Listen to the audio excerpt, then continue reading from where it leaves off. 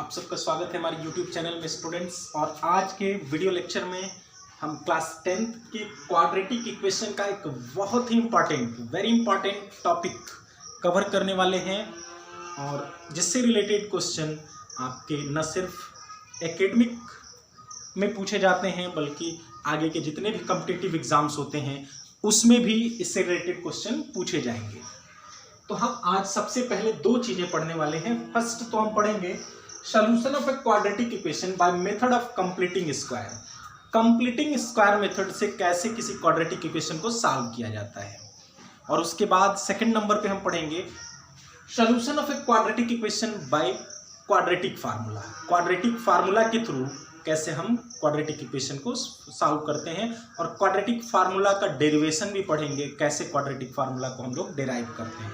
तो बहुत ध्यान देके आज के टॉपिक को देखने की ज़रूरत है। आपको ध्यान देके हमारे साथ हमारे YouTube चैनल पे बने रहिए, और एक एक टॉपिक को हम एक्सप्लेन करके बहुत अच्छे से समझाते रहेंगे आपको। तो सबसे पहले हमने एक एग्जाम्पल के थ्रू इसको समझाना उचित समझा, बिकॉज ए बी सी के टर्म में अगर आर्बिट्रेरी कांस्टेंट लेके हम समझाएंगे तो उसमें थोड़ी सी उलझन होती है आपको। तो मैंने सोचा आपको एक एग्जाम्पल के थ्रू समझाया जाए। एक्चुअली कंप्लीट स्क्वायर होता क्या है, आइए देखते हैं। कंप्लीट स्क्वायर में हमने दो फार्मूला पढ़ रखा है लोअर क्लास में, ए एक्स स्क्वायर प्लस, और ये देख लीजिए a square plus 2ab plus b square, ये होता है complete square, whole square of a plus b. और दूसरा हमने पढ़ रखा है a square minus 2ab plus b square equal to whole square of a minus b. ये दो फार्मूला हमने पढ़ रखा है कंप्लीट स्क्वायर वाला। तो हमें एक्चुअली इसको कन्वर्ट करके इसी फॉर्म में ले आना है और कंप्लीट स्क्वायर बना के उसके बाद इसको सॉल्व करना है। फैक्टराइजेशन मेथड इससे पहले हमने पढ़ लिया है। तो आइए सबसे पहले हम ये जानते हैं स्टेप बाय स्टेप कि सबसे पहले हमको करना क्या होता है।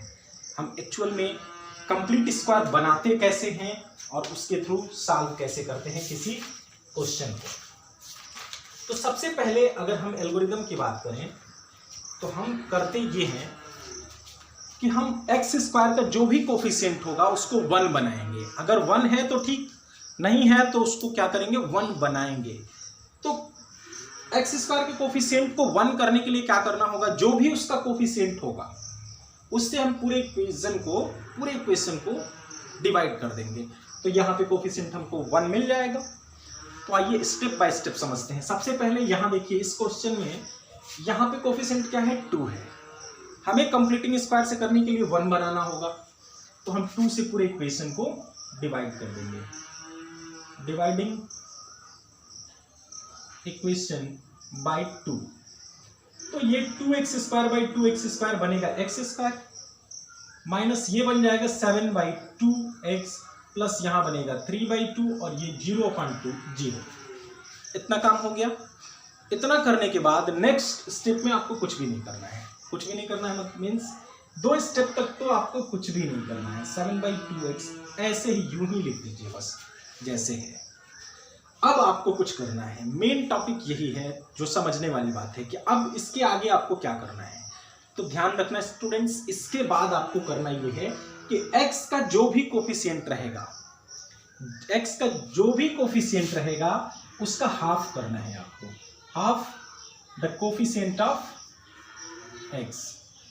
तो हाफ करने के लिए क्या करते हैं, कोफिशिएंट ऑफ x यहां है 7/2। इसका हाफ करने के लिए क्या करते हैं, किसी भी नंबर का हाफ करने के लिए क्या करते हैं, उसमें 1/2 से मल्टीप्लाई करते हैं। Half of the coefficient of x, half means multiplication, half means 1/2। हमने मल्टीप्लाई कर लिया, क्या मिला 7/4 मिला। तो अब हमें यहाँ पे प्लस 7/4 और माइनस 7/4 लिख लेना है। लिखने के बाद एक काम और बाकी रह गया अभी। अब आप लिखने के बाद क्या करेंगे, दोनों का स्क्वायर कर दीजिए। आपको ये पता है कि सेम नंबर को अगर किसी भी एक्सप्रेशन में ऐड करके फिर तुरंत सब्ट्रैक्ट कर लें आप उसमें से, तो डिफरेंस कुछ भी नहीं आएगा, बिकॉज इसका मतलब 0 है। 7/4 square minus 7/4 square means 0। Plus यहाँ पे अभी बाकी क्या रह गया था, 3/2 इक्वल टू 0। ये हमारा क्वाड्रेटिक इक्वेशन था।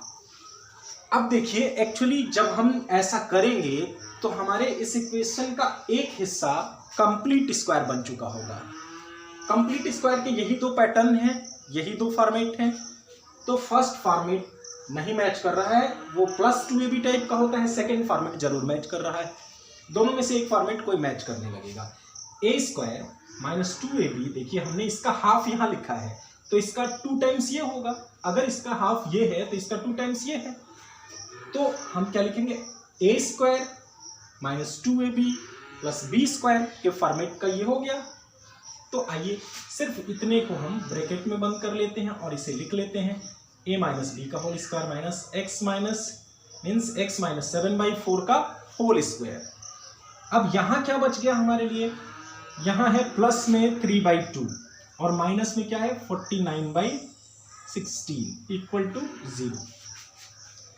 अब ये हमारा बना x - 7/4 का स्क्वायर प्लस 16 एलसीएम हुआ तो ये होगा 24 - 49 = 0। x - 7/4 और ये हो गया हमारा 24 - 49 - 25 होगा, -25/16। ये हमारा इक्वेशन बना। अब हम इसको क्या करेंगे, और थोड़ा सा भी फैक्टराइज नहीं हुआ है, ये फैक्टराइज करेंगे तभी ये सॉल्व हो पाएगा। = इधर है 0। अब देखिए इसको इस पैटर्न में भी लिख सकते हैं, x - 7/4 होल स्क्वायर माइनस इसको लिख सकते हैं 5/4 का स्क्वायर। अब यहाँ पे देखने वाली बात ये है कि ये दोनों ही नंबर कंप्लीट स्क्वायर थे तो हमने 5/4 का स्क्वायर लिख लिया।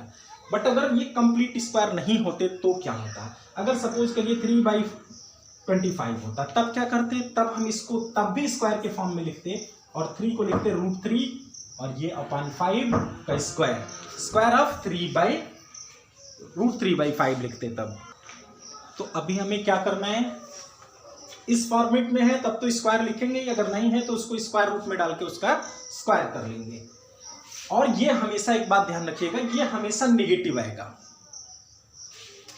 अगर इसके रियल रूट्स हैं तो ये हमेशा नेगेटिव आएगा।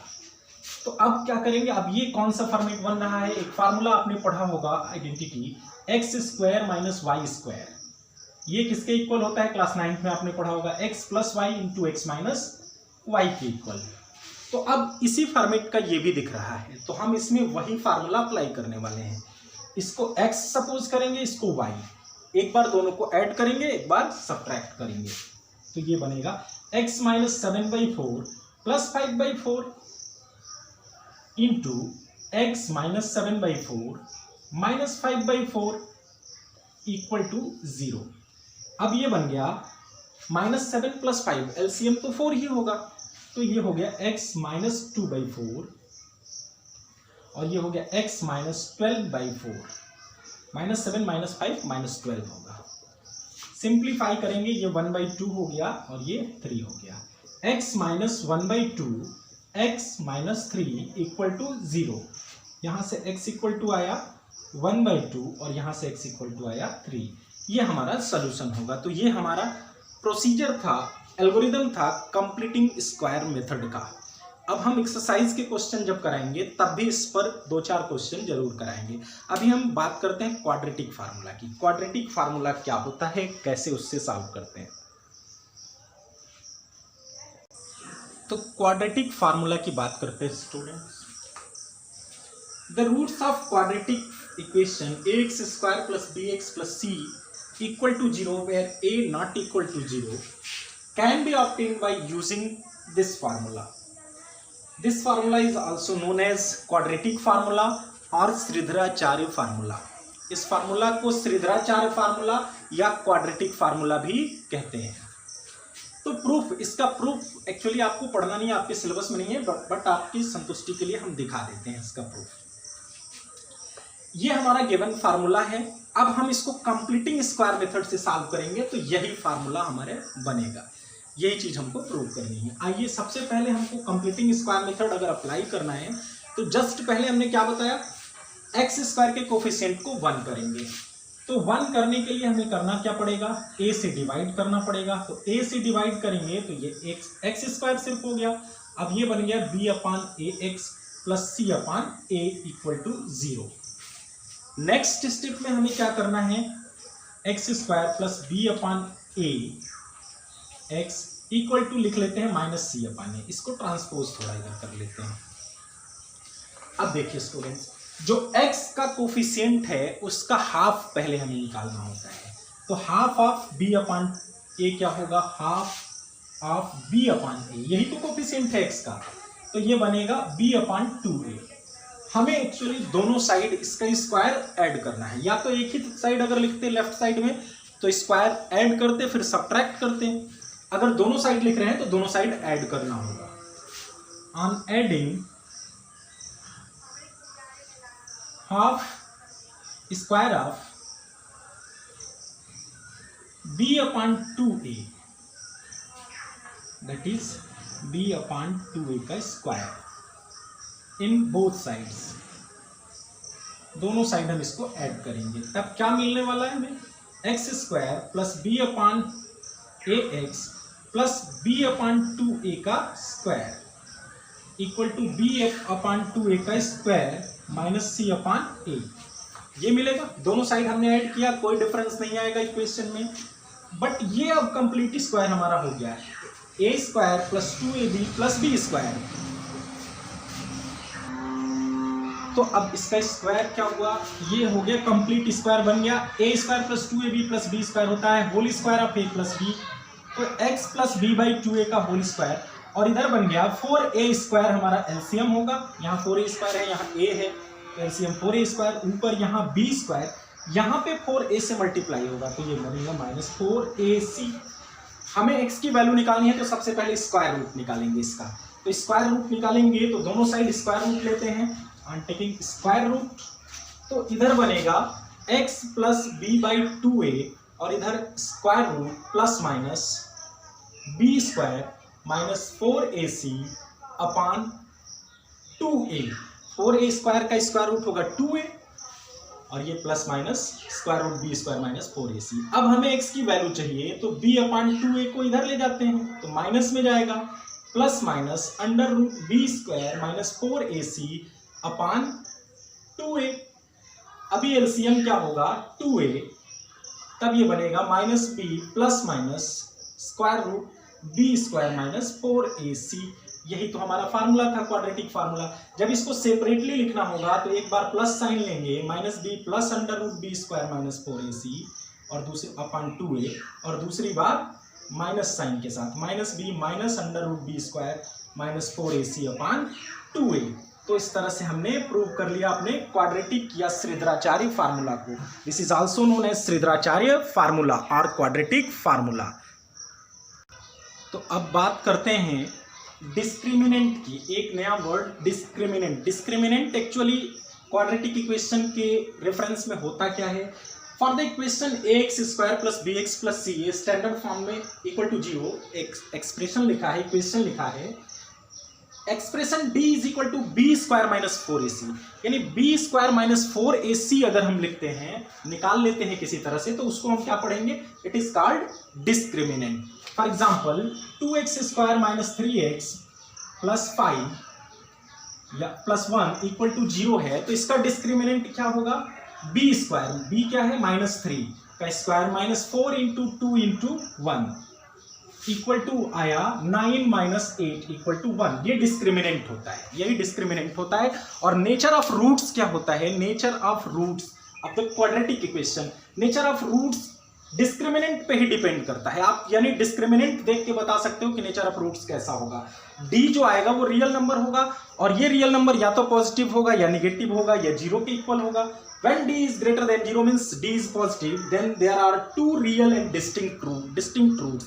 Means तब इस केस में दो रियल रूट्स होंगे और दोनों अलग अलग होंगे, डिफरेंट होंगे। When d equal to 0, अगर d 0 है then there are two real and equal roots, तब दोनों रूट्स इक्वल होंगे और रियल भी होंगे, रियल और equal. If d is less than 0, अगर d लेस है 0 से then there is no real roots, that is imaginary roots।